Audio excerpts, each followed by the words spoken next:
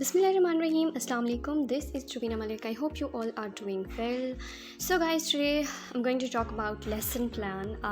If you are a teacher or you are getting your training to be a teacher, or this is your assignment, or it could be anything, and you are assigned a task to plan a lesson. I'm going to share a few important points with you, like what you need to keep in your mind while planning your lesson, and I'll be showing this through my own lesson plan. Here is a template that this is the template. This is actually my own lesson plan that we did back in the March. So first thing that you need to do is, first of all, you need to write the week. We always have teaching weeks, like for the first term, let's say we have 20 weeks for the first term, and then day/date. You need to mention the day and date.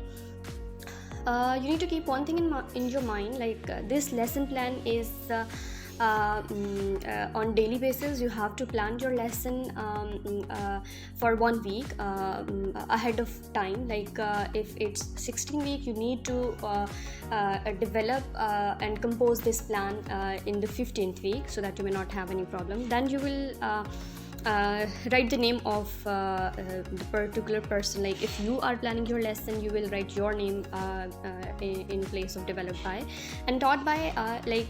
There is my colleague who's sharing the same subject with me. There are 4 sections of mathematics, and this subject is science. There are 4 sections of science, and we both are in 2 sections. She is teaching science, and in 2 sections I am teaching science. So in taught by all the teachers who are teaching that subject and who will follow your developed plan, you will write their names under the heading of taught by.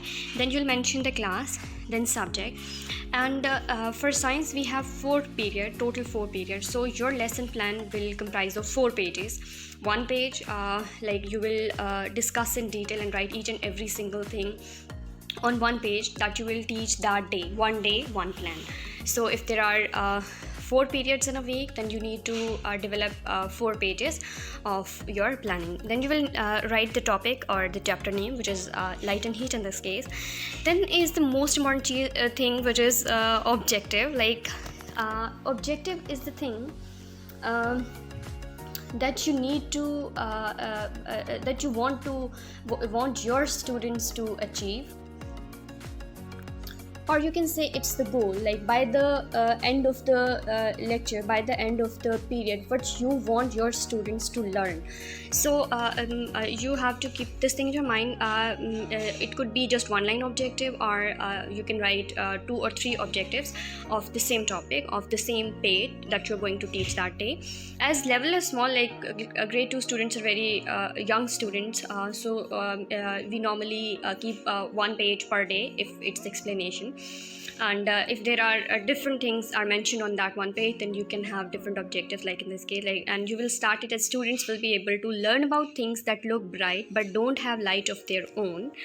They will be able to learn about light bounces off mirrors and other shiny surfaces, and moon does not give out light of their own. All these objectives I have picked up from that page that we are going to teach our students on this specific day that is mentioned over there. Then is skilled focused. In skilled focused, you need to mention like what kind of skills your students will learn when you will teach this topic. First one is naming non-luminous objects. Like if our topic is light and heat, there is explanation of light of the moon, like it gives off its own light or not, and then there are objects which give off light and which don't.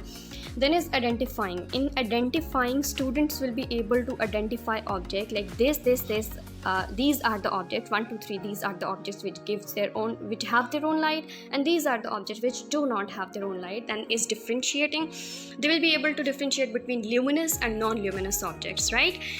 So next is the resources. Resource means what are the things that you're going to use while delivering your lecture, while teaching your students. First and foremost thing is your textbook, like normally which is called a book. Like it's for sure that it's a sure thing that you will use book to teach your students if it's explanation. And then is the board. You will definitely use board to write important points, or if there is moon, you will draw the moon, as I have already mentioned that this is grade 2. So you need to and you can also mention flashcards, like you can make pictures of luminous and non-luminous objects and draw them on the flashcards, and then you have to paste those flashcards on the board. So in resources you can also mention flashcards in addition to board and textbook. Next is methodology, like which kind of methodology you will use to deliver that lecture, you will use to teach your students this specific topic. It could be discussion, explanation, and brainstorming. Like first of all will be the brainstorming. You will ask your students about different things that gives off their light, and then there will be explanation. Explanation will be done by the teacher, but with involvement of the students. And then there will be discussion, like students, you will encourage your students to ask question and all that, And then is previous knowledge. Now when it comes to previous knowledge, there are two main things. If you have started a totally new chapter, let's say light and heat is the chapter, and we are starting this chapter today, so there will be no previous knowledge, but you need to warm up your students, and you need to drag your students to that point that this is our topic by asking questions that are relevant to light and heat. Like you can ask about the questions about sun, you can ask questions about moon, so that you can ask questions about tube lights in the classroom, or about fans. Sorry, not fans, that is a kind of electricity, not the source of light. So yeah, you will name different things that we use for light, like torch, light bulb, mobile phone, etc., right? So your students may have an idea that our topic that we are going to study today is related to light. But if you are going to teach a chapter that you started last week or yesterday or 2 days ago, then you may have a few previous knowledge question, like yesterday from this topic we have studied that different things. There was a topic, so I have written questions related to that topic. Name any 3 man-made and 3 natural sources of light. This question I have written this over here because we have already studied about man-made and natural sources of light, right? Why we should not look directly into the sun, we have already studied this yesterday. I taught my students that if we look directly into the sun, it may damage our eyes, right? So on the next day I can add this question in the previous knowledge. Why we cannot see stars during the day, we have already studied it, that the sunlight is so bright during the daytime, that's why we cannot see the stars during the daytime, but they are still there on the sky, right? We have already discussed it. So today as I know that I have taught my students these topics, these things, so I can ask these questions as previous knowledge. Next is the announcement of the topic and sharing objectives. I have already shared the objectives, like what I want my students to learn, what is our goal, what is our objective, and now is the explanation that how I will explain today's topic. First of all is the teacher will explain the topic to the students and tell them that there are so many objects that look bright but don't have light of their own. Light bounces off mirrors and their shiny surfaces, other shiny surfaces. These surfaces do not produce light. For example, mirror ball and oceans. These are shiny surfaces. They look shiny, they look bright, but they don't have light.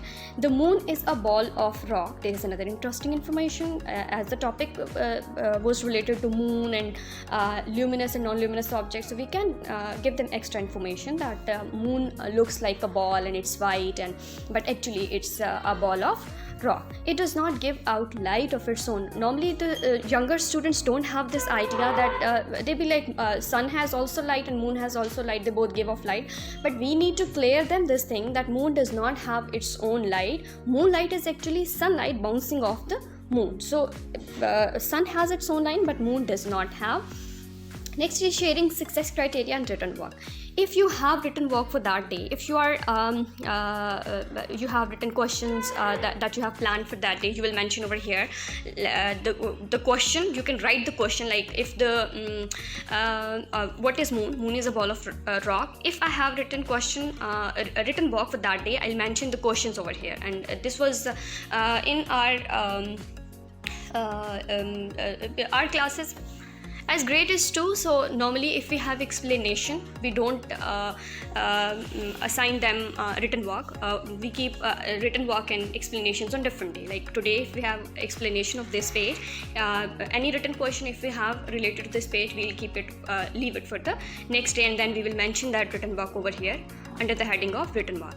And activities you need to plan, like naming things that don't have light of their own. You'll draw a column on the board, or you will give them flashcards or simple colored computer paper pieces cut into 4 parts, one page cut into 4 parts, and you'll distribute it to your students, and you'll ask them to name few objects, write down the names. Or you can also conduct this activity verbally, orally, like you will name the students, and you can just ask them to tell the name of any 1 or 2 things that don't have light of their own, and students really enjoy such activities. Next is sharing success criteria.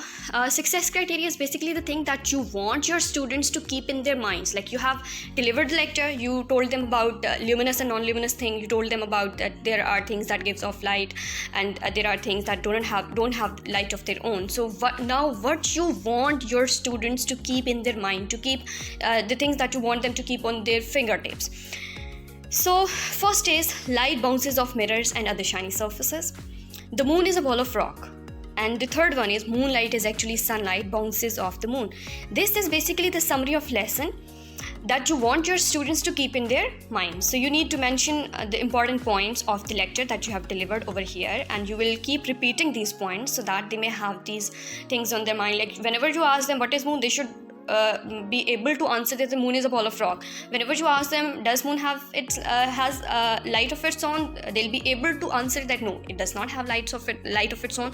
And then is assessment plan. Assessment plan basically include like it is basically it include questions like how you're going to assess your students, like how you are going to know this thing that your students have got the concept that you delivered, and how you will be able to know that the thing that you were trying to teach them, they actually got it.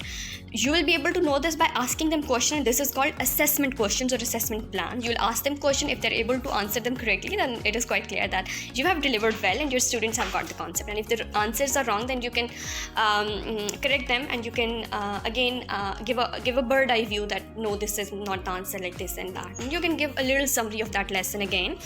So the questions that are relevant to my topic include name few objects that don't have light of their own. We have already studied in our explanation portion that does moon have light of its own. I have mentioned this in the success criteria. If success criteria, the things that you'll mention in the success criteria, you'll keep repeating over and over again. And I have also mentioned this in the explanation portion that moon does not have light of its own. So you can ask this question in your assessment plan. Next is classwork. Under the heading of classwork, you will mention which page of the textbook or the workbook or the activity book you're going to teach that day. If it's explanation, you will mention that it is explanation, or if it's the written work, you will mention the page number. Like if there is a question like what is moon, and that question is given on page number 75, you'll mention written work textbook page number 75, and then is the homework. And if whatever the homework you're giving, like if it's from textbook, you'll mention the page, you'll mention the question number. If it's fill in the blanks, you'll mention fill in the blanks from textbook page, this and this. And then by the end, you will have a heading of coordinator assigned, and then section head. And normally in school we have a subject coordinator, and then we have a section head. Normally when we plan a lesson, we write it in tabular form. If you go to Word, where normally we write and compose our assignments, there is an option of insert table. You can draw your own table, and you can also insert the tables already given there. I just hope that this was helpful for you all. If you have any question, feel free to ask, and don't forget to subscribe to my channel. Till the next video, Allah Hafiz.